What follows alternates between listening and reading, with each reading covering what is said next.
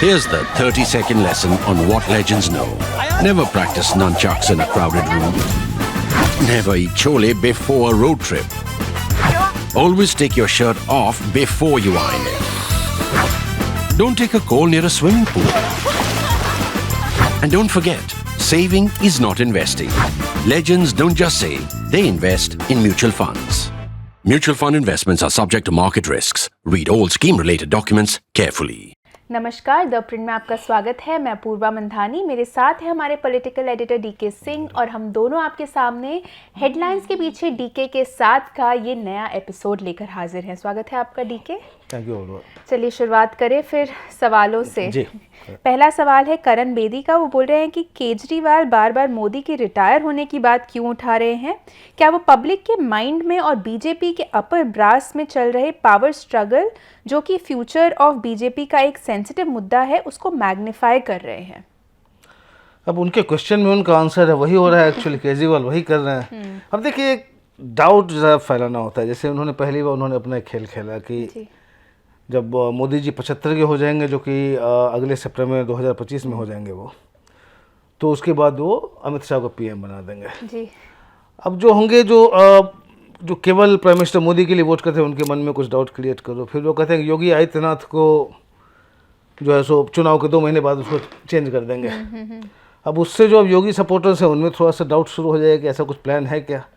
और बड़ा स्ट्रेंज ऐसा है कि अब जब केजरीवाल ने आरोप जब लगाया, तो चलिए प्राइम मिनिस्टर के बारे में अमित शाह है, बहुत सारे निकल के आए कि नहीं ये सब गलत है, प्राइम मिनिस्टर 2029 के बाद भी रहेंगे जी। लेकिन योगी आदित्यनाथ के बारे में जो केजरीवाल की टिप्पणी है, इसके बारे में भारतीय जनता पार्टी के किसी बड़े नेता ने अब तक कुछ नहीं कहा है। पूरा मौन इस विधान की है, पता नहीं इसका जो भी कारण हो। लेकिन यहाँ तक केजरीवाल की रणनीति का सवाल है, यही रणनीति है कि लोगों के मन में थोड़ी सी शंका फैलाओ, तो उनके क्वेश्चन में उनका आंसर है एक्चुअली। अगला सवाल कार्तिक पराशर का, हमारे मेंबर हैं। बोल रहे सोशल मीडिया पर ऐसा लग रहा है कि हम 2 पार्टी सिस्टम की ओर बढ़ रहे हैं। आप छोटे क्षेत्रीय दलों का भविष्य कहाँ देखते हैं? देखिए, अब इस चुनाव पे भी डिपेंड करेगा कि सिस्टम की तरफ जब भी कोई भी पावरफुल नेशनल पार्टी होती है तो इस तरह का एक माहौल खड़ा हो जाता है। लेकिन रीजनल पार्टीज़ का जो राइज है काफ़ी ओवर द डेकेड्स जो हुआ है, वो ऐसे ख़त्म तो नहीं होने वाली है। लेकिन थोड़ी थोड़ी, जैसे आप तेलंगाना में देखिए, अब तेलंगाना में जो बीआरएस के साथ हुआ है, पूरा डेसिमेटेड हो गई, ख़त्म हो गई। फिर अब लोकसभा चुनाव में देखते हैं बीआरएस क्या करती है। अगर यही हालत रही और बीआरएस से कुछ आपने नहीं देखा कुछ जम के, बिकॉज एक तरफ तो कांग्रेस वहाँ पावर में आ गई है, अगर बीआरएस और नीचे चली गई और उसमें फिर बीजेपी ऊपर आती चली गई, जो बीजेपी ऑलरेडी है, और एक्सपेक्टेशन भी लोगों का है कि बीजेपी शायद और अच्छा करे तेलंगाना लोकसभा में इस बार। उनके पास ऑलरेडी 4 सीट्स हैं और शायद और ज़्यादा उनके अच्छा करने की उम्मीद है। तो उसमें फिर क्षेत्रीय पार्टी बात कर रहे हैं, तो बीआरएस फिर उसमें जो है सो स्लाइड करेगी और नीचे, तो उसमें कह सकते हैं कि हाँ शायद क्षेत्रीय पार्टी एक जो है सो वो ख़त्म हो सकती है। फिर अब देखेंगे आंध्रा में, और टीडीपी के लिए बहुत बड़ा मौका है ये। अगर टीडीपी ने अगर दोबारा अच्छी तरह से टीडीपी नहीं आई और टीडीपी का कोई बुरा सा लॉस हो गया, तो फिर एक बड़ा क्वेश्चन मार्क बनेगा कि एक तरफ तो जगन मोहन रेड्डी है, दूसरी तरफ फिर बीजेपी, उसके बाद फिर आगे बढ़ना शुरू होगी। लेकिन इतनी आसानी से वहाँ बाइपोलर नहीं होने वाला है, उसमें कुछ टाइम लगेगा।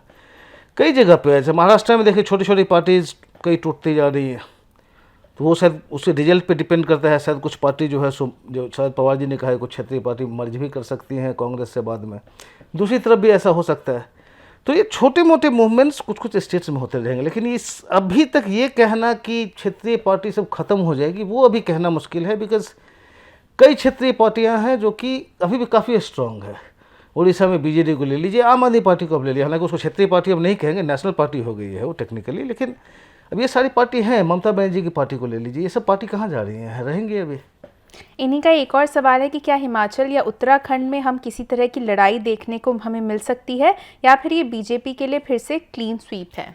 देखिए, पिछले 2 चुनाव से क्लीन स्वीप हो रहा है, और जिस मार्जिन से जीतते हैं, मैसिव मार्जिन से बीजेपी जीत रही है। वोट शेयर देखिएगा ज़्यादातर सब लोग 50% से ज़्यादा है, मतलब 60% तक है उसमें।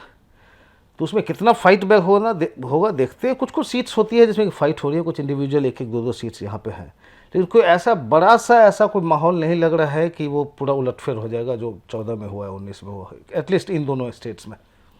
अगला सवाल सूरज का है, हमारे मेंबर हैं। बोले डियर डीके, अगर पीके की भविष्यवाणी गलत हो गई तो उसका क्या होगा? उन्होंने अपनी पूरी छवि इस धारणा पर बनाई हुई है कि चुनाव को उनसे बेहतर कोई नहीं समझता।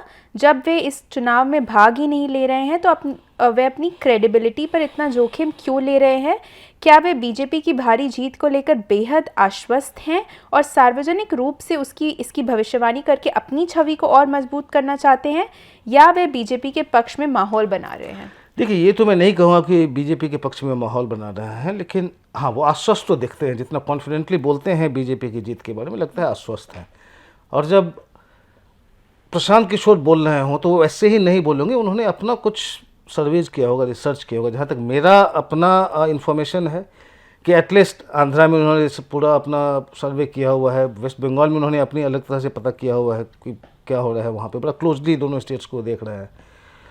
और भी कई जगह पे उन्होंने किया होगा। जब प्रशांत किशोर पब्लिकली बोलते हैं तो उनका जो इमेज है उसको हिट नहीं आने देंगे, कुछ गलत हो गया तो जी। लेकिन ये थोड़ा सा जोखिम वाला इसलिए है क्योंकि देखिए, उन्होंने आंध्रा में पूरा डिक्लेयर कर दिया है कि जगन मोहन रेड्डी गए, अब चंद्रबाबू नायडू आ रहे हैं और एनडीए वहाँ पे काफ़ी अच्छा कर रही है आंध्रा में।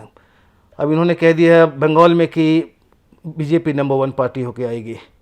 और यहाँ पे इनका फाइट जो है वो देखिए, आंध्रा में आईपैक जो है, जो इन्होंने प्रशांत किशोर ने मतलब फाउंडर हैं उसके जी। अब आईपैक काम कर रही है जगन मोहन रेड्डी के लिए, और प्रशांत किशोर सलाह दे रहे हैं चंद्रबाबू नायडू को। दूसरी तरफ बंगाल में आईपैक जो है सो काम कर रही है ममता बनर्जी के लिए, और प्रशांत किशोर कह रहे हैं कि ममता बनर्जी मतलब नंबर 2 होगी, बीजेपी नंबर 1 होगा। तो अगर ये भविष्यवाणी गलत हुई तो थोड़ी सी तो उनकी छवि जो है कि वो सब कुछ उनको पता है, सारा मतलब एक एक नब्ज समझते हैं जनता का क्या हो रहा है चुनाव में, थोड़ा सा छवि पे कुछ तो उस पर चोट पड़ेगा अगर ऐसा हुआ तो। लेकिन प्रशांत किशोर इतने बड़े इलेक्शन स्ट्रेटेजिस्ट रहे, कई पार्टियों को उन्होंने जिताया है, तो उनको सीधे डिसमिस करना कि वो शायद बीजेपी को फेवर करे इसलिए ऐसा करे, वो मैं नहीं मानता जी। कहीं ना कहीं उनका हिंट है। जितना अच्छा वो इलेक्शन को समझते हैं, तो 2014 से देख रहे हैं जिस इलेक्शन में जाते हैं मोस्टली इलेक्शन में जिता के ही आते हैं उस पार्टी को, तो आपको वेट करना पड़ेगा। ऐसे अब डिसमिसिव नहीं हो सकते प्रशांत किशोर के बारे में, वो कुछ भी बोले। अगला सवाल संकल्प का हमारे मेंबर हैं, हल्का लंबा सवाल है। बोल रहे हैं, अगर सर्वज्ञानी सर्व प्रोफेशन संपन्न सुश्री महाज्ञान योगेंद्र यादव आंकड़े बता सकते हैं तो पीके की भविष्यवाणियां लेफ्ट लिबरल्स को क्यों भड़का रही है? पीके उनके प्रिय थे जब वे भाजपा के लिए हार की भविष्यवाणी कर रहे थे, अब अचानक वे एक पराया बन गए हैं। क्या ये उस बड़े मैलिस को नहीं दर्शाता जिसने लेफ्ट इकोसिस्टम को जकड़ लिया है? भाजपा के मतदाताओं को उनकी मान्यता की परवाह नहीं है और मोदी उनको कभी भाव नहीं देंगे। भारतीय लोकतंत्र को कुचलने के कांग्रेस के अपने ट्रैक रिकॉर्ड को देखते हुए डर फैलाना व्यर्थ है। नेम कॉलिंग और लेबलिंग कभी भी दिल जीतने का तरीका नहीं है। 4 जून को फाइनल रिजल्ट सामने आएंगे और उस दिन कुछ भी संभव है, लेकिन 10 सालों के बावजूद हमारे पास अभी भी मोदी बनाम या मोदी वर्सेस मोदी चुनाव है। क्या राहुल ने मतदाताओं से जुड़ने के लिए पर्याप्त काम किया है? अगर मोदी हार गए तो मोदी चैप्टर बंद हो जाएगा, लेकिन क्या अब राहुल चैप्टर से भी यही उम्मीद नहीं की जानी चाहिए? दुनिया के किसी अन्य लोकतंत्र ने एक नेता को रिलेटिवली कम उम्र में 3 मौके दिए हैं क्या? वो आपको ऐसा नेता के बारे में बताने के लिए कह रहे हैं, अगर है ऐसा? देखिए, मैं लार्जली कहूँगा ये जो कह रहे हैं उनका अपना ओपिनियन है, और आंसर भी जो सवाल उठा रहे हैं उसका आंसर भी वही दे रहे हैं, तो मैं इसमें ज़्यादा जोड़ नहीं सकता। लेकिन ये जो कह रहे हैं कि लेफ्ट लिबरल एक इकोसिस्टम जो है सो भड़क जाती है प्रशांत किशोर के कहने पे कि बीजेपी जीत रही है, इस बात पे बात से देखिए, अभी जो हमारे यहाँ मतदाता हैं, बाकी जनरल लोग भी जो हैं, जितना पोलराइज हो गया है दोनों साइड में, क्योंकि गुंजाइश नहीं बची है कि बीच में आपकी ही बात मान लें, इनकी ही बात मान लें जी। मतलब ये है तो या तो हम जीत रहे हैं या हम जीत रहे हैं, बीच का कोई एक नेगोशिएटिंग पॉइंट नहीं बचा है। तो ये एक पोलराइजिंग एक माहौल तो है। जहाँ तक राहुल गांधी की बात कर रहे हैं कि तीसरी बार ऐसा होगा तो उनका चैप्टर क्लोज होगा, क्या? मुझे लगता नहीं, क्योंकि देखिए गांधी परिवार वही भी पूरा एक पार्टी उनके साथ चलता है। तो एक तो ये कहना कि उनका चैप्टर क्लोज होगा, पूरा बहुत बुरा करेंगे, ये मुझे पता नहीं है, तो चुनाव के बाद पता चलेगा। लेकिन चुनाव में जो कुछ भी हुआ, रिजल्ट जो भी होगा, मुझे लग नहीं रहा कि राहुल गांधी अचानक ऐसे ही जो है उनका चैप्टर क्लोज होगा। इसमें जी। गांधी कंट्रोल करेगी कांग्रेस को फिर भी, और अभी ऐसा कोई इंडिकेशन नहीं लग रहा कि शायद गांधी चाहेगा ठीक है अब राहुल नहीं तो प्रियंका वाड्रा आ जाए, ऐसा भी कोई ऐसा इंडिकेशन लग नहीं रहा है। अगला सवाल तपेश मजुमदार का है, हमारे मेंबर हैं। क्या बोल रहे हैं कि क्या संबित पात्रा की स्लिप ऑफ टंग से पूरी में बीजेपी की संभावनाएं बर्बाद हो जाएंगी? आखिरकार ये ग्रेव एरर थी। एरर थी, बहुत बड़ा मिस्टेक था, हालांकि स्लिप ऑफ टंग ही था, लेकिन जिस तरह से फैल गई उनको तुरंत ही उनको बेसिकली रिएक्ट करना था, लेकिन उन्होंने टाइम ले लिया। बाद में जब बीजेडी ने उठाया तब इन्होंने कोर्स करेक्ट करने की कोशिश की जी। हालांकि उसके बाद 3 दिन उन्होंने उपवास रखा। एक टाइम्स ऑफ इंडिया का फ्रंट पेज में उन्होंने फुल पेज एडवर्टीजमेंट दिया उड़ीसा में पूरा, माफ़ी मांगते हुए। उसका देखेंगे, उनका पिक्चर देखेंगे तो ऐसे वो हाथ जोड़ के है कि माफ़ी मांग रहा है। लेकिन लॉर्ड जगन्नाथ पे अब इस तरह की बात कहने के बाद जनता इसको कितना आपको माफ़ करेगी? आपको कन्विंस करना होगा कि स्लिप ऑफ टंग है, ये कुछ बोला नहीं है हमने, मतलब ऐसा कोई नहीं था। और जो संबित पात्रा कहते हैं कि मैंने कई इंटरव्यूज़ दिए, सारे इंटरव्यूज़ में मैंने कुछ और बोला जी। और इसमें हमने उल्टा कह दिया। लेकिन इनके पास जनता को कन्विंस करने के लिए पास कितना टाइम मिला? इनके पास मुश्किल से 2-3 दिन था। और फ्रैंकली बताऊँ, मैं उड़ीसा गया हुआ था, जनरली वहाँ का ऐसा माहौल था कि संबित पात्रा जीत रहा है। अच्छा। काफ़ी मेहनत की उन्होंने वहाँ पे पुरी में, करीब 3-4 साल 5 साल से डटे हुए थे वहाँ पे। मतलब अब यहाँ टीवी पे भी ज़्यादा उनको नहीं देखते होंगे, पूरे क्षेत्र में काम कर रहे थे। तो सबका मानना था कि वो इस बार निकाल लेंगे। लेकिन ये अचानक जो लास्ट मोमेंट में हुआ है, 3 दिन में उतना माफ़ी मांगा है, उसका क्या असर पड़ेगा? मतलब जनता मानेगी कि नहीं मानेगी, क्योंकि बहुत ही सेंसिटिव मामला है वहाँ पे। वो हमें देखना पड़ेगा, तो रिजल्ट से पता चलेगा। और इसका और भी है कि बाकी उड़ीसा में बाकी सीट्स पे क्या असर पड़ेगा बीजेपी का, वो भी देखने वाली बात है। अगला सवाल इनका यूज़र नेम है अरेकता तेजो। बोल रहे हैं कि क्या आपको लगता है कि जैसे जैसे चुनाव चरणों में साउथ से नॉर्थ की ओर बढ़े, मिस्टर मोदी ने अपने भाषणों की रिटॉरिक बदल दी? पहले 2 सदर्न स्टेट्स के चरण पूरे होने के बाद इसे और ज़्यादा सांप्रदायिक बना दिया गया, क्योंकि इससे उन्हें नॉर्थ में मदद मिलेगी लेकिन साउथ में ज़्यादा नहीं। अब देखते हैं, लेकिन केवल एक हिंदू मुस्लिम इशू ही नहीं है। बीजेपी का पूरा नैरेटिव देखिए कैसे चेंज होता रहा है। हर एक फर्स्ट सेकंड पेज में नए नए मुद्दे जुड़ते चले गए हैं जी। तो थोड़ा सा एक लग रहा है कि पार्टी ने जो एक सेंट्रल फोकस जो होता है ना हर एक चुनाव में, अब जैसे 2014 में था कि अब ठीक है, एक मजबूत पीएम आ रहे हैं, मनमोहन सिंह वीक हैं, एंटी इनकम्बेंसी है, उस पे आए थे। 2019 में लाभार्थी को लेके आए थे, प्लस बालाकोट तो था ही, एक नेशनल सिक्योरिटी लाभार्थी वाला एक फोकस्ड कैंपेन रहा है। इस बार कैंपेन में बहुत सारे मुद्दे जुड़ते चले गए हैं, वो थोड़ा सा पता नहीं लेकिन बीजेपी की रणनीति क्या होगी। लेकिन मैं पहले भी इस बात को बोल चुका हूँ इसी फोरम पे कि बीजेपी जब रणनीति चेंज करते हैं, जो वो नई नई बातें करती है, तो अब विश्वास मान के चलिए कि वैसे ही नहीं बोल देती है पार्टी जी। वो बहुत सारा फीडबैक उनका चैनल है, ग्राउंड पे काफ़ी वो सर्वे करते हैं, डेली वो पता करते हैं कि कौन सा इशू चल रहा है कौन सा नहीं चल रहा है। उनके पास पक्का वो फीडबैक होगा कि शायद ये इशूज से जनता का सपोर्ट मिल रहा है उनको, तो इसी तरह से वो चेंज करते चले जाते हैं इशू को। अगला सवाल भारत मोगरे का है। वो पूछ रहे हैं कि क्या ईसी, ईवीएम और वोटिंग डेटा के ऊपर सवाल उठाकर ऑपोजिशन अपनी हार नहीं दिखा रहा? देखिए, वोटिंग डेटा पे अभी से नहीं, ईवीएम को लेके काफ़ी साल से 2019 के पहले से ही उठाते आ रहे हैं वो। तो थोड़ा सा रहे कि अब जैसे आप एक्सक्यूज खोज रहे हो कि नहीं हमारी गलती नहीं है, और या फिर जनता ने वोट दिया और वो नहीं दिया, तो ईवीएम पे डाउट उठाना, तो मुझसे पर्सनली पूछे तो मुझे ऐसा कुछ नहीं लगता जी। दूसरा, डेटा पे जो हुआ, आज शनिवार को जब हम रिकॉर्डिंग कर रहे हैं इस प्रोग्राम की, अभी थोड़ी देर पहले ही इलेक्शन कमीशन ने एक एब्सोल्यूट नंबर्स जो है हर एक कॉन्स्टिट्यूंसी की तरफ, कितने लोगों ने वोट दिया उस कॉन्स्टिट्यूंसी में, सबका फाइनल फिगर अब इलेक्शन कमीशन ने रिलीज़ किया है।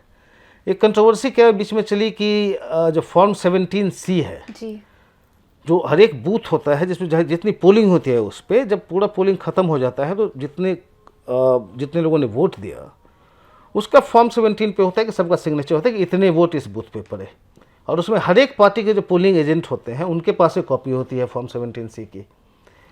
जो कैंडिडेट होते हैं उस कॉन्स्टिट्यूंसी के, उनके पास फॉर्म C का होता है।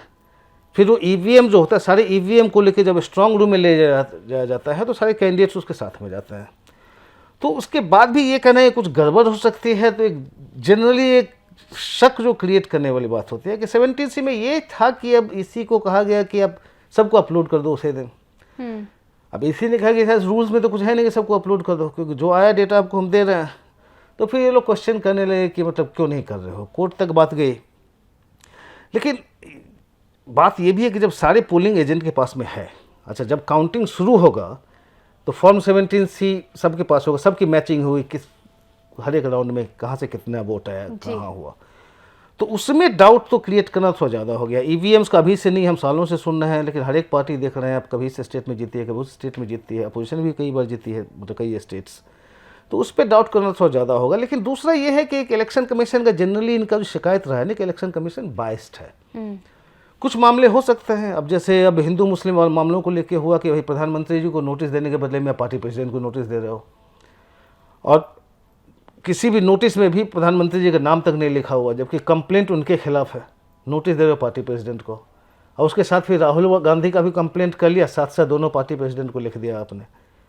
फिर इनका ये जैसे अपोजिशन का है कि फिर आप कह रहे हो अग्निपथ स्कीम के बारे में, आप स्कीम के बारे में कुछ नहीं बोलोगे क्योंकि इससे आप डिफेंस फोर्सेज को जो है सो उसको आप पॉलिटिसाइज कर रहे हो, जबकि ये कह रहे हैं कि हम पॉलिसी की बात कर रहे हैं।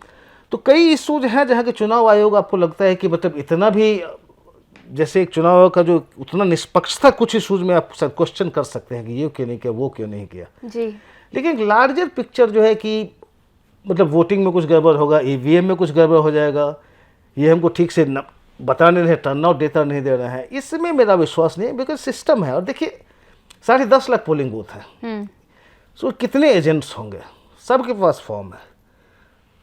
अब ऑफिसर्स जो होते हैं केवल यही कि election commissioner decide, CEC decide नहीं करते हैं सब कुछ, एक पूरा का पूरा एक सिस्टम है, लाखों लोग इन्वॉल्व हैं। अब ऐसे नहीं होगा कि यहाँ बैठे बैठे आप सबको मैनिपुलेट कर लेंगे, ऐसे नहीं होता। तो एक थोड़ा सा हवा बना रहे हैं, एक क्रिएट कर रहे हैं उस तरह का, लेकिन मुझे इसमें ज़्यादा कुछ सच्चाई नहीं दिखते। अगला सवाल, इनका यूज़र नेम है नवनीत रिंगानिया, बैंगलोर से हैं। बोल रहे हैं क्या केजरीवाल का स्वाति मालीवाल मामले में रुख दिखाता है कि वो विभव कुमार को बचाना चाहते हैं? क्या इसमें आप बैकफुट पर हो गई है? इससे क्या महिला वोटर्स इफेक्ट होंगी? और क्या इससे बाकी आप लीडर्स को लगेगा कि उनको भी कभी इस तरह यूज़ और थ्रो कर सकते हैं? देखिए ये मामला इन्वेस्टिगेशन में, इसलिए फाइनलिटी के साथ मैं कुछ बोल नहीं सकता। एक दो चीज़ें हैं जो मैं कह सकता हूँ, जो कि हमारे कॉलीग्स कई गए थे दिल्ली में, पूरा घूमे वो, तो काफ़ी लोगों से बात हुई, तो ऐसा कोई इलेक्टोरल इम्पैक्ट तो उसका नहीं पड़ता दिख रहा है स्वाति मालीवाल एपिसोड का। जहाँ तक दूसरी बात उन्होंने कही कि आप क्या विभव कुमार को डिफेंड कर रहे हैं, लग रहा है कर रहे हैं, क्योंकि आपको याद होगा जब पहले दिन ये घटना घटी, उसके बाद स्वाति मालीवाल थाने तक चली गई, उसके अगले दिन एक प्रेस कॉन्फ्रेंस किया गया जिसमें आम आदमी पार्टी ने कहा कि विभव कुमार ने मिसबिहेवियर किया, डिसरिस्पेक्ट किया मालीवाल को, उसको क्रिटिसाइज किया, और ये भी आम आदमी पार्टी ने कहा कि हम उनके खिलाफ एक्शन लेंगे। उसके ठीक उसके 2 दिन बाद आप देख रहे हैं कि पूरा घटनाक्रम ये चेंज कर रहे हैं ये लोग। तो बहुत सारे क्वेश्चन उठते हैं कि पहले दिन आपने ऐसा क्यों कहा, फिर आपने एडमिट क्यों किया कुछ नहीं हुआ तो। फिर दूसरा है कि देखिए मालीवाल विभव कुमार दोनों करीब 20 साल से काम कर रहे हैं केजरीवाल के साथ। अगर कुछ ऐसा था, दोनों में ऐसा कुछ हुआ, तो आप थोड़ा न्यूट्रल हो जाते हैं ना। आपने क्या किया कि मालीवाल से तो मिले नहीं, आप विभव कुमार को लेके घूमने लगे, लखनऊ चले गए उनको साथ में लेके, तो सीधे दिख रहा है कि आप सपोर्ट कर रहे हैं उसको। और उसके बाद फिर बीजेपी कॉन्स्पिरेसी एंगल आ गया। अब ठीक है, बीजेपी मालीवाल, स्वाति मालीवाल क्या कर रही हैं, क्यों कर रही है, मुझे उस पर मैं कुछ नहीं कहना चाहूँगा, लेकिन है कि आप उसमें अब साजिश की बात कर रहे हैं, हो सकता है नहीं हो सकता है, तो मुझे इसके बारे में कोई इन्फॉर्मेशन नहीं है, किसी के कहने पे कर रही हैं। लेकिन जहाँ तक उस घटना का सवाल है, इन्वेस्टिगेशन तो चलेगा जो आएगा, लेकिन आपने जो अपना स्टैंड जो 3 बार चेंज किया, वो थोड़ा सा एक क्वेश्चन मार्क क्रिएट करता है कि आप इतना भी आप पूरा क्लीन नहीं हो इस मामले में जी। कुछ हुआ है जिसको कवर अप कर रहे हो। अगला सवाल है कि क्या जेपी नड्डा के आरएसएस मुक्त बीजेपी कमेंट मोदी शाह की सहमति से हुआ होगा, या इसमें सक्सेशन बैटल की बात है योगी और शाह के बीच? देखिए मैं इसमें इतना ही कह सकता हूं कि पहले मुझे भी लगा जब जेपी नड्डा ने कहा कि शायद मुंह से निकल गया होगा, तो फिर मैं आगे वेट करने लगा कि जनरली बीजेपी के सिस्टम में जो होता है ना कि अगर कोई फॉर्मली तो कोई स्पोक्स पर्सन, पार्टी का प्रवक्ता कोई आके बताएगा तो नहीं कि हमारे पार्टी प्रेसिडेंट ने गलत कहा। तो ये जैसे करते हैं, ये ऑफ द रिकॉर्ड आपको बताएं कि नहीं उनका ये मतलब नहीं था, वो मतलब नहीं था, फिर अगले दिन पूरा मीडिया को समझाते कि ये मतलब नहीं था, ऐसा कुछ नहीं हुआ जी।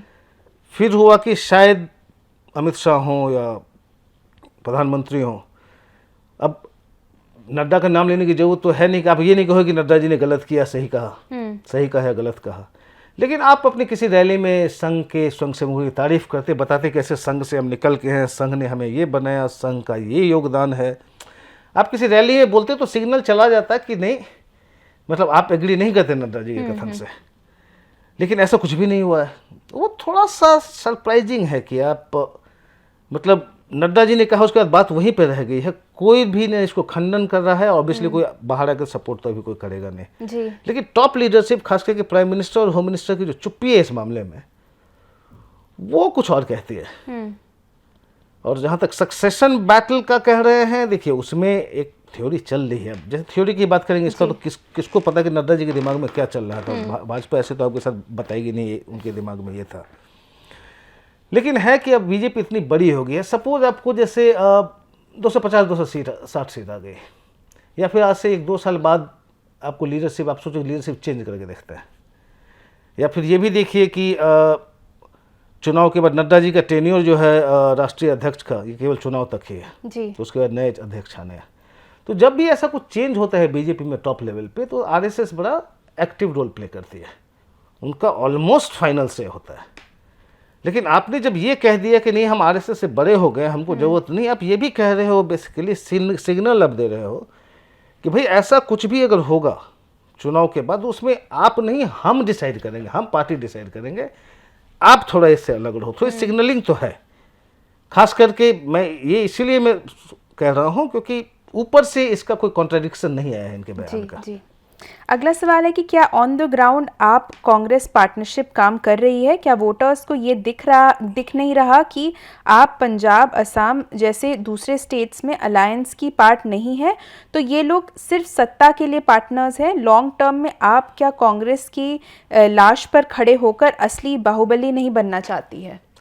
देखिए अब इतना स्ट्रॉन्ग लैंग्वेज तो मैं नहीं कहूँगा, लेकिन है कि आम आदमी पार्टी जब शुरू हुई कांग्रेस के ऊपर शुरू हुई, Congress at the cost of Congress जो कहता है, दिल्ली में भी वही हुआ, पंजाब में भी वही हुआ। अभी जो चल रहा है इनका अलायंस ऑफ कोर्स सत्ता के लिए है और खुद कोई उसमें मतभेद है ही नहीं, मतलब बाकी इसमें कुछ नहीं, एक दूसरा कोई कारण ही नहीं है।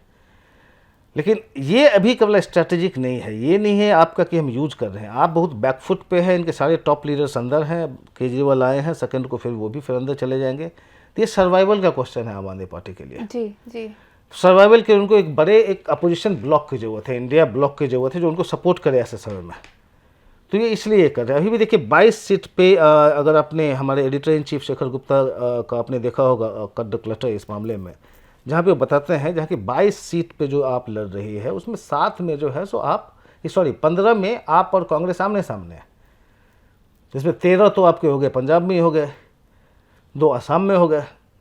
तो ऐसा कोई दोस्ती नहीं है, बहुत ही लिमिटेड सीट पे टैक्टिकल अंडरस्टैंडिंग है दोनों का। दूसरा कारण है कांग्रेस के लिए अपॉर्चुनिज्म है कि वैसे भी दिल्ली में उनका कोई स्कोप ज़्यादा है नहीं जी। और आपसे मिलेंगे तो शायद बढ़िया हो। तो एक के लिए सर्वाइवल स्ट्रेटेजी है, दूसरे के लिए अपॉर्चुनिज्म है और अपॉर्चुनिटी है। बेसिकली अपॉर्चुनिज्म मैं नहीं कहूँगा इसको, अपॉर्चुनिटी है कि शायद मिल के हम बीजेपी को डिफीट कर लें इस इलेक्शन में, क्योंकि कॉमन एनिमी बीजेपी है इसमें। अगला सवाल है कि क्या तेजस्वी यादव की अपील उनके यादव मुस्लिम वोट बैंक के आगे भी है? इस लोकसभा इलेक्शन में क्या वो कुछ फ़र्क ला पाएंगे? क्या इंडिया अलायंस के लीडर्स उनको अबैंडन कर दिए हैं? क्या प्रशांत किशोर की पहुंच ग्राउंड पे बनते दिख रही है आने वाले बिहार इलेक्शंस में? पहले तेजस्वी यादव पे देखिए, पिछले असेंबली इलेक्शन में आपको एक्चुअली बताए तो कुछ जो यंग लीडर्स उभर के आए हैं, तेजस्वी यादव एक सरप्राइज रहे हैं। मतलब जनरली लोगों का रहेगा थोड़ा डिसमिसिव अब होते हो, लालू यादव का जंगल राज, उनका बेटा, लेकिन तेजस्वी यादव तो काफ़ी अच्छा निकल के आए। मतलब पिछले असेंबली इलेक्शन में जो फाइट बैक किया जी, बहुत अच्छा फाइट था। और जब आप कह रहे हैं मुस्लिम यादव से निकल के आए कि हाँ इन्होंने काफ़ी कोशिश की, और पिछले असेंबली इलेक्शन में भी हमने देखा वहाँ पे बिहार में यूथ में उनका धीरे धीरे अपील बढ़ता चला जा रहा था। और कॉन्शसली भी इन्होंने कोशिश की है कि अब MY से निकल के मुझे लोग देखें। तो ये जो पार्टी प्रेसिडेंट बनाते हैं डिस्ट्रिक्ट्स में, अलग अलग ऑफिस भेज देते हैं, उसमें अपर कास्ट वालों को भी लाने लगे, टिकट में भी काफ़ी कुछ उनको देना शुरू किया। और उस तरह की भाषा अब नहीं बोलते वो मुस्लिम यादव वाले, जो उनके फादर बोला करते थे वो भाषा तेजस्वी यादव नहीं बोलते। तो ग्राउंड में उनका थोड़ा सा उनका बेटर जो है एक्सपेंशन जो है, रीच थोड़ा सा है। कितना ज़्यादा हुआ ये अभी कहना मुश्किल है, लेकिन तेजस्वी यादव हाँ मतलब एक आप कह सकते हैं यंग ब्राइट लीडर निकल के आया है। दूसरा जहाँ तक बात करें प्रशांत किशोर का, तो मैं भी गया था कुछ महीने पहले उनको देखने के लिए। ग्राउंड पे तो काफ़ी काम कर रहे हैं वो। हर एक आप देखेंगे छोटी छोटी जगहों पे, ऐसा नहीं है कि आप एक डिस्ट्रिक्ट से निकल के दूसरी डिस्ट्रिक्ट में जब इनका काफिला गया यात्रा पे तो पीछे छूट गया जी। साल भर से ज़्यादा से घूम रहे हैं, सब जगह जाते हैं, हर एक छोटी छोटी जगहों पे क्लब इस्टेब्लिश करते हैं, उससे लगातार वो क्लब में जो जितने मेंबर्स होते हैं वो लगातार गांव में चारों तरफ के लोगों से इंटरेक्ट करते रहते हैं डे टू डे बेसिस पे। और उनका डेली जो है सो एक लिंक ऊपर तक रहता है पटना तक, कौन क्या कर रहा है। कांस्टेंट एक्टिविटी ये आगे बढ़ते चले जाते, पीछे से कांस्टेंट एक ऑर्गेनाइजेशन का शेप तैयार करते जाते हैं ग्राउंड पे वो। तो मुझे लग रहा है कि अगर इस तरह से चला, अच्छा यूथ में फिर उनका मैं देख रहा हूँ कि एक प्रशांत किशोर का एक बंद है, गुडविल बंद है यूथ में। अगर इस तरह से चलता रहा, कुछ नया नैरेटिव नहीं है, तो ये जो क्या ये नैरेटिव क्या बेच रहे हैं ग्राउंड पे। अब ये जैसे कहते हैं कि जैसे बार बार इनको आप सुनेंगे कहते हुए, कह रहे लालू यादव कहते हो कास्टिस्ट है, नहीं कास्टिस्ट नहीं है वो जाति की राजनीति नहीं करते। फिर लोग सोचते हैं ये क्या कह रहे हैं। फिर प्रशांत किशोर आपको बताएं कि देखिए जाति की राजनीति करते तो सारे जितने यादव थे ना, सबको जो मेन पोस्ट पे उसको बैठाते, लेकिन ये तो सब कुछ कर रहे हैं अपने बेटे के लिए। तो जब वो जाति की राजनीति नहीं करके बेटे की राजनीति कर रहे हैं, तो आप भी क्यों नहीं करते, बिकॉज आपके बेटे का कोई फ्यूचर नहीं है इस बिहार में। अच्छा, तो आप भी जाति को छोड़ के लालू यादव की तरह से बेटे की राजनीति कीजिए। मतलब एक कहने का तरीका है, और उसका थोड़ा सा आप ग्राउंड पे देखें कि लोगों में थोड़ा रिसेप्शन बढ़िया है। और प्लस प्रशांत किशोर जैसे पॉलिटिकल स्ट्रैटेजी जब जानते हैं कि किसी पार्टी को कैसे ग्राउंड से, कैसे ग्रास रूट से कैसे उसको खड़ा करना। अब जैसे अपने आंध्रा में देखा जगन मोहन रेड्डी की पार्टी YSRCP को, कि वॉलंटियर सिस्टम जो शुरू किया, हर गांव में वॉलंटियर्स है जो कि गवर्नमेंट के स्कीम को जाके घर घर तक पहुंचाएगा वो। तो ग्रास रूट से खड़ा करना वो उनको आता है, और वही वो इम्प्लीमेंट कर रहे हैं। देखते हैं कितना सक्सेसफुल होता है, बिकॉज 2025 के असेंबली चुनाव में वो काफ़ी एम्बिशियस वे में आने वाले हैं चुनाव में वो। जी। तो देखिए क्या होता है। अगला सवाल प्रतीक शिंदे का, हमारे मेंबर हैं, बोल रहे दिन ब दिन हम ये देख रहे हैं कि देश का हर एक इंस्टीट्यूशन एक तरह से क्वेश्चनेबल डिसीजंस ले रहा है। वो बोल रहे हैं इस ऑपोजिशन का जो ये एलिगेशन है कि बीजेपी RSS के लोग इन इंस्टीट्यूशंस में अपने आदमी बैठा रहे हैं, क्या ये सच है, क्या इसमें कुछ सच्चाई है, और अगर इसमें सच्चाई है तो क्या हम चाइना के वन कंट्री वन पार्टी के पथ पर चल रहे हैं। देखिए वो तो थोड़ा ज़्यादा होगा कहना, वन पार्टी वन पथ पे, ऐसा होता नहीं। लेकिन यहाँ तक ये करें कि इंस्टीट्यूशन में अपने लोग बैठा रहे हैं। अब इसमें मैं अगर कहूँ तो पहले भी ऐसे ही होता था जी। आप जिसको लेफ्ट लिबरल कहते हैं, डिपेंड करता है आप किधर से आते हैं। अगर आपको लगता है कि लेफ्ट लिबरल जो सही कह रहे हैं सही है, लेकिन चक्कर उस समय भी जो होता था, सारे इंस्टीट्यूशन में इस तरह के लोग ही जाते थे। अब नई विचारधारा के लोग आए हैं तो अब वो अपने विचारधारा वालों को लगाएंगे। वो हमेशा से ही होता रहा है, वो कोई नई बात नहीं है। लेकिन ये है कि आप किस तरफ बिलोंग करते हैं। अगर आप इस तरफ के होंगे बोलेंगे आपने ये किया, आप इस तरफ होंगे तो बोलेंगे आप गलत कर रहे हो। जी। लेकिन बात है कि जो भी पार्टी पावर में आएगी, अपने लोगों को, अपने विचारधारा के लोगों को तो लाएगी ही। उसमें नई बात नहीं है। इसका ये मतलब नहीं है कि one China one party type का हो जाएगा। जी। देखिए आज का आखिरी सवाल लूंगी। इनका यूजर नेम लोगो MM दिख रहा है। पूछ रहे हैं कि मैं और मेरे साथ कई मिलियंस ऑफ वोटर्स, हम सभी INC से थक चुके हैं, उनके लीडरशिप से और उनके रेटरिक से थक चुके हैं। वो बोल रहे हैं कि कांग्रेस के लिए कितनी बड़ी हार चाहिए होगी कि वो फाइनली अपने लीडरशिप, स्ट्रैटेजी और आइडियोलॉजी में बड़े बदलाव ला सकें। क्या ये बोल रहे हैं कि क्या ये दिन देखने को भी मिलेगा जब कांग्रेस एक नॉन गांधी कांग्रेस को लीड कर रहा हो। आपका सेंस क्या बना इस पे जब आपने INC लीडर्स से बात की तब? देखिए अगर आप चेंज की बात करें तो मुझे कोई ऐसा कोई चेंज तो नज़र मतलब आने वाले दिनों में कभी लगता नहीं, रिजल्ट जो भी हो। जहाँ तक नॉन गांधी के लीड करने की वाली बात है तो मल्लिकार्जुन खड़गे हैं, अब देखिए ना। लेकिन उसका क्या प्रैक्टिकली, मतलब वो टेक्निकली तो है कांग्रेस को लीड कर रहे हैं, प्रैक्टिकली कौन डिसाइड कर रहा है तो बहुत क्लियर है किस हद तक की डिफीट चाहिए। अब देखिए 44 भी हो गया, इतनी बड़ी पार्टी अगर 44 पे आ जाए कि लीडर ऑफ अपोजिशन भी आप नहीं बना पाए लोकसभा में, 10% भी आपके पास सीट नहीं है, फिर 52 पे आ गया, तब इससे बुरी डिफीट की आप क्या बात कर रहे हैं। इससे बुरी क्या डिफीट हो गई, कुछ हुआ नहीं। और इसलिए भी नहीं हुआ बिकॉज एसेंशियल क्वेश्चन जो आप पूछ रहे हैं, मेन क्वेश्चन कि क्या गांधी अपना ग्रिप छोड़ेगी पार्टी पे। मुद्दा बेसिकली वही है कि क्या गांधी अपना ग्रिप छोड़ के बाकी को कहेंगे चला लो जी। वो मुझे नहीं लगता। दूसरा कोई बाहर से फोर्स करेगा उनको करने के लिए। अब वैसे नेता कोई बीजेपी कांग्रेस में बचे भी नहीं।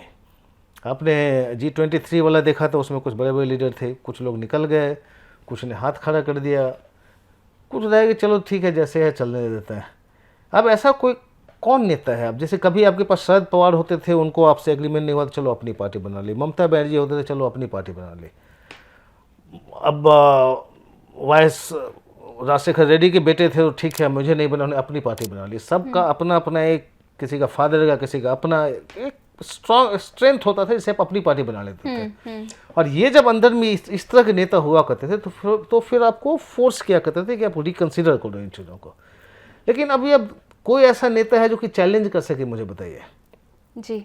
मतलब हैं भी तो बहुत सिमटे हुए हैं, जैसे अब भूपेंद्र हुड्डा है, ठीक है, बड़े नेता हैं हरियाणा के, लेकिन अब नेशनली उनका क्या है इम्पैक्ट? सब अपने अपने पॉकेट में है। कोई नेशनल इस तरह का बड़ा नेता तो है नहीं कि चैलेंज करे। और फिर उन्होंने देखा है कि G23 के बाद क्या हुआ है, मतलब चैलेंज से कोई फ़र्क पड़ेगा नहीं। तो जो चेंज जो होगा जिस दिन गांधी फैमिली को लगेगा कि भाई मतलब हमारी फैमिली से ज़्यादा पार्टी ज़्यादा इम्पोर्टेंट है और पार्टी के हित में जो है वही करना पड़ेगा। फिलहाल अगर स्टेप बैक भी करना पड़े तो हम कर जाते हैं जी। लेकिन वो हम उस हाइपोथेटिकली इस सिचुएशन में सोचेंगे गांधी की और ज़्यादा सेटबैक होगा। आप क्या करेंगे इस इलेक्शन में अगर कांग्रेस को 80-85 आ गई तो, जो योगेंद्र यादव कह रहे हैं, 85 आ गई तो फिर तो हुआ कि देखो राहुल गांधी की भारत जोड़ो यात्रा इतनी सक्सेसफुल रही है, 85 आ गए हमारे, इतने बढ़ गए, तो फिर तो क्वेश्चन ही रिलेवेंट हो जाता है ना। तो इसलिए इस हाइपोथेटिकल क्वेश्चन पे कि और कितनी बड़ी हार चाहिए, ये थोड़ा इस समय में इस पे कमेंट करना ज़्यादा ठीक नहीं रहेगा। देखते हैं चुनाव में क्या होता है। अगर कांग्रेस इंप्रूव करती है तो फिर से होगा कि देखो गांधी फैमिली को फिर से वोट मिल रहा है, राहुल गांधी इतने लोगों को खींचना है, तो और उनके रैली अराउंड सारे लोग उनके चारों तरफ करना शुरू करेंगे तो और मजबूत होंगे वो। और शायद फिर कांग्रेस को इतना बड़ा कोई स्टेप की सोचने की जरूरत भी नहीं पड़े, कांग्रेस या उनके जो पहले के वोटर्स हैं। तो हाइपोथेटिकल सिचुएशन पे ज़्यादा कमेंट करना ठीक नहीं रहेगा। चलिए, इसी बात पे हमारा आज का एपिसोड यहीं खत्म होता है। आशा करती हूँ आपको एपिसोड पसंद आया होगा। हमसे जुड़ने के लिए आप सभी का बहुत बहुत धन्यवाद। Thank you.